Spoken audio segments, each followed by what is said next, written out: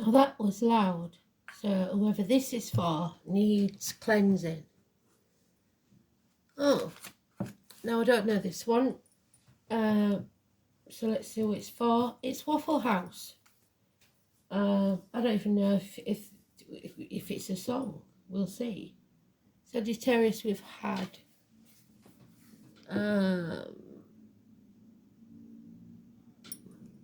Gemini. Have we had Gemini? Let's have a look. Yes, we have, so that's no good either. Let's have a look. Aries we had first. Cancer we've had. Libra. Oh, that's alright. We'll have Libra then. So what does Libra need to know, Spirit, for July monthly? Waffle House. Now what do we know about Waffle House?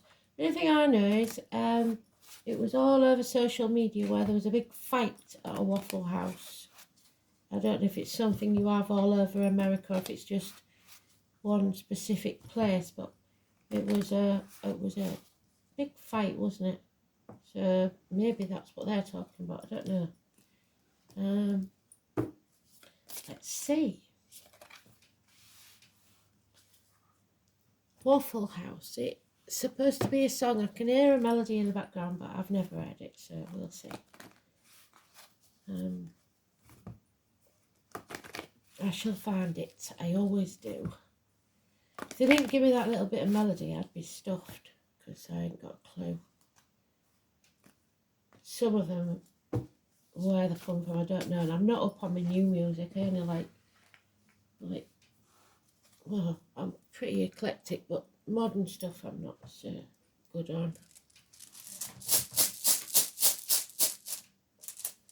Let's have a look. Hi guys. So, here we go then. Libra. Just put that down so I don't forget. Libra.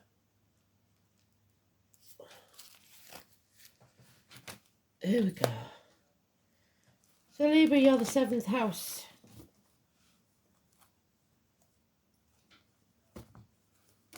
What do I need to know, Spirit, please?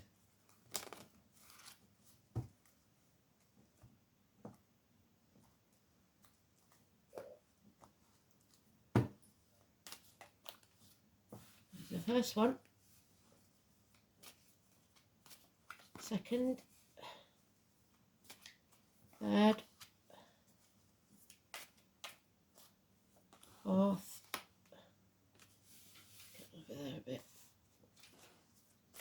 Fifth. Oh, and there's a 6th. 7th. That's you. 8. Oh, they're flying. 9. 10. 11.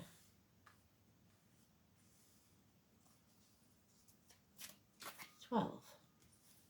There we go then.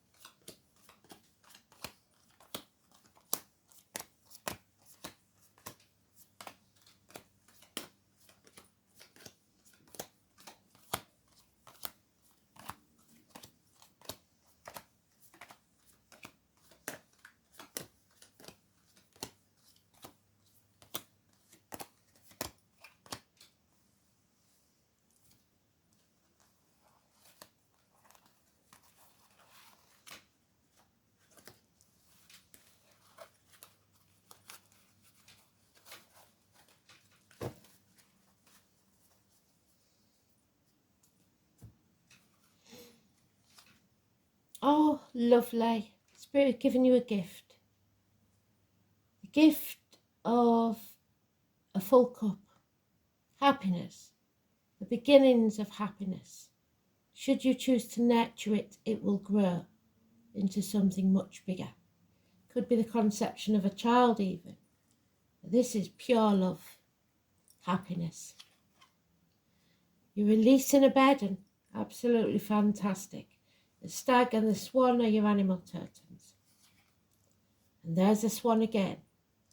There is possibly a widow or a divorcee. If it's a widow, this is a message from Spirit giving you all the love you need. This is a confused mind. It's Aquarius energy, it's fear. It's dimming your light. It's looking for revenge, which is never good.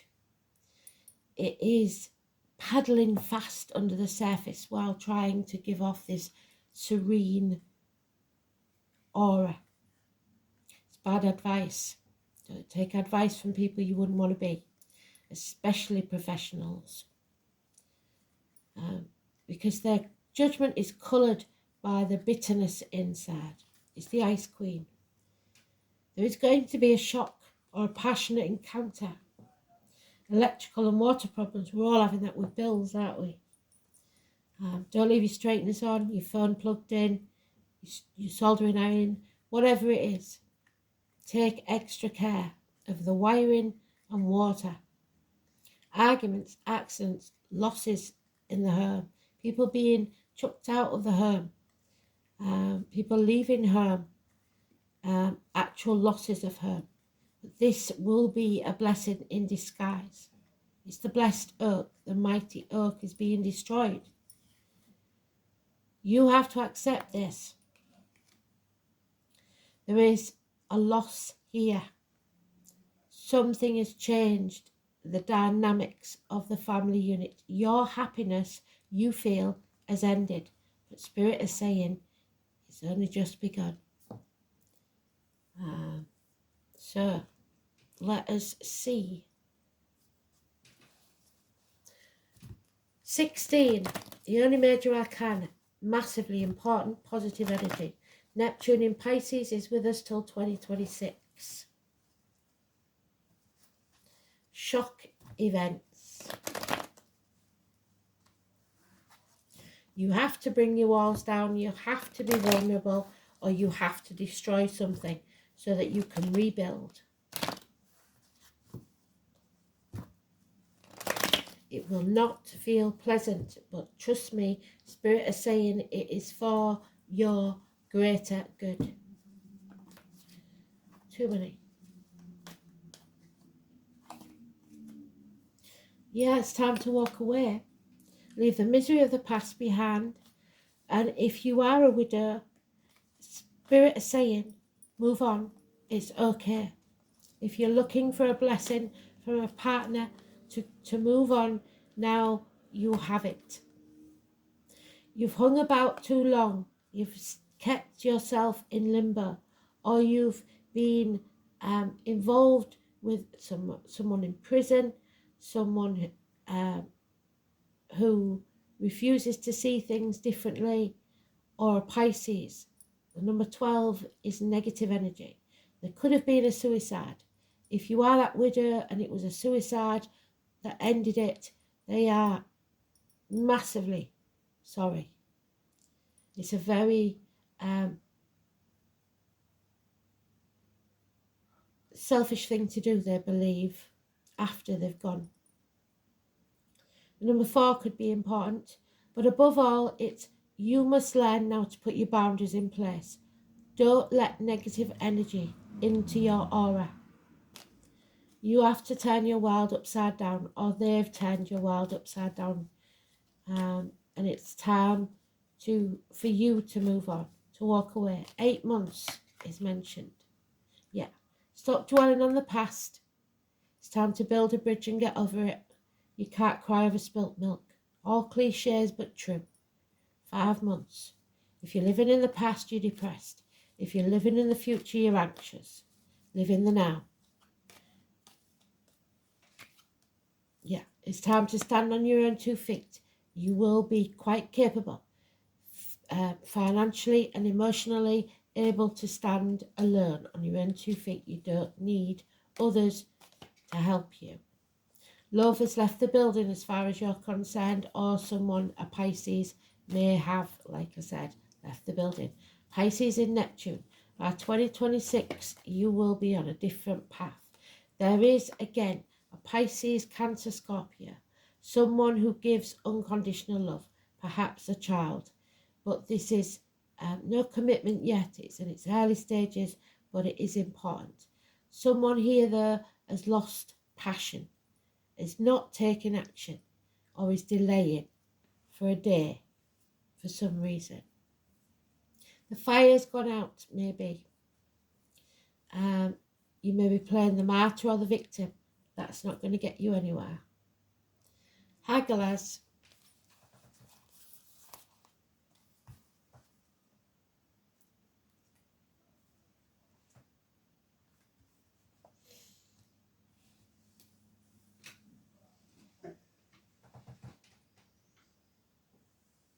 Heaven. A gust of wind and melted water. They're all signs for you. The letter H is important. Hail or sleet.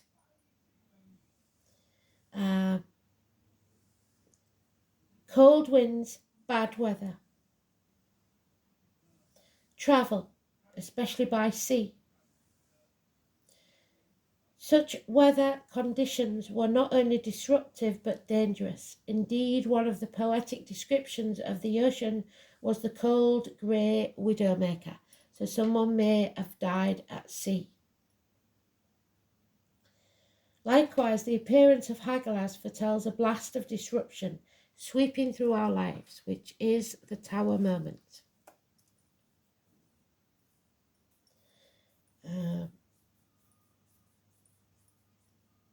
The rune is also associated with potential misfortune such as venom and serpents. So snake bites, I don't know where you would get those, but yeah, watch out for the snake. Those born in the year of the snake.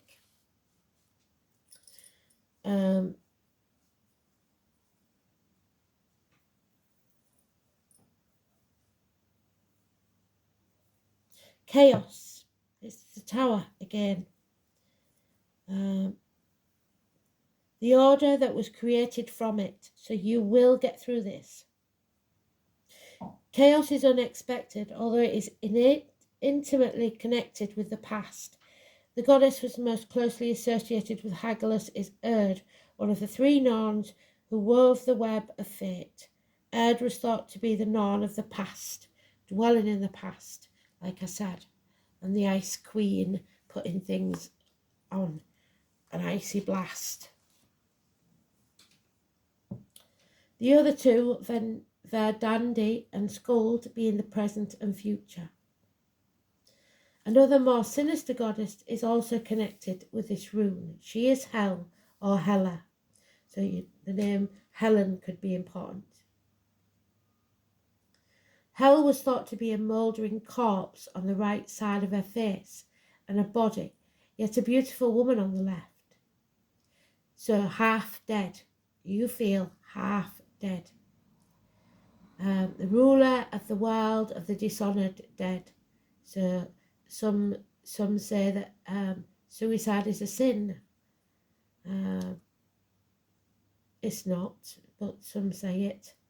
The guardian of the road of the passageways between the wilds, the watchful Heimdall, also has association with this rune. Hagglers is said to represent Halloween, the 31st of October.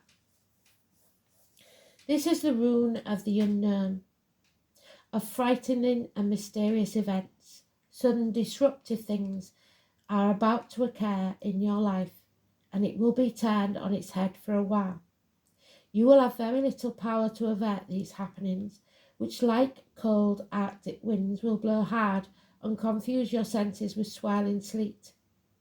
This meaning could be taken quite literally as a disruption to travel plans due to inclement weather, but it is more likely that its interpretation goes beyond the merely literal. It is fortunate that the cold winds of icy reality, set to blow, will soon yield to softer breezes of spring. So hope is implicit in the meaning of Hagalaz. All that you have to do is sit out the storm and make sure you wrap up warm. Hagalaz is also considered to be the rune of gamblers, especially those who risk a lot. Since it is the 9th of the Elder Falkirk series, it has correspondence with the number 9. So it could be the 9th month, the 9th day, a door number. Many rune readers do not consider Hagalaz to have an inverted meaning. It is always a disruptive and uncomfortable influence. However, there is a danger of silly, avoidable accidents. In this case, it suggests more forethought would be a very good idea. Take your time, don't rush, and think through each of your moves very carefully indeed.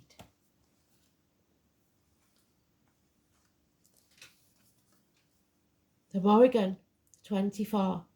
You have the power, the courage, and the strength to go forwards. So, Morrigan is spirit. So somebody in spirit is definitely trying to contact you. Watch for the crows. The goddess of death, as frightening as it sounds, the Morrigan may be one of the oldest Celtic goddesses and should really be seen as the keeper of death. So that is why Halloween, the Day of the Dead, or Samhain, whatever you want to call it, is important. She helps the transformation. She is also seen as a healer and a triple goddess due to her many aspects of maiden, mother and crone. I met her on a journey once, and she was a gentle, caring being. Her message to me was this, as she drew what looked like a medicine wheel in the sand, so there may be some health issues, with the moon cycles around it. There is war within peace and peace within war. The two are interdependent, like all cycles. Just like the yin and yang, war is not to be feared. It is a natural part of life. The Morrigan comes into our lives when we really need some strength to make something happen. You know when enough is enough. The power you get from that kind of situation is exactly what you need to propel you forward in your power to get what you need. This is a time to stand your ground, dig your heels in, and be firm in what you desire. Go after what you want and do not let anything or anyone stand in your way. The Morrigan shows us how to look at our shadow self, the aspects that we keep in the dark or are afraid to look at. She shows us that the shadows lie our strength, not our weakness. All those things that people told you not to do when you was a kid, it's time to let them rip. The Morrigan shows us that what we perceive to be negative situations may be exactly what is needed, the blessing in disguise, to create a peace or a desired outcome. And just like some forests need fire to regenerate, so too is death and destruction needed in our lives in some shape or form. Death doesn't need to be a physical death. It can be an ending of some sort, something that makes it final. If you face a situation that you don't understand, say thank you for it. Why? Because it's in your life for a reason, a lesson, an ending. It is not until after the battle that we will come to understand the gift it brings. Vulnerability. You have to let your walls down. Only the brave and open-hearted dare to allow themselves to be vulnerable, for it requires courage to take down all those walls and expose your humanness. Your angel guidance is to become aware of your defense mechanisms, which keep you separate from others and the divine. You maybe needed them in the past to survive. Ask your angels to help you dissolve your masks and barriers so that your fragile true self can emerge like the butterfly from its cocoon.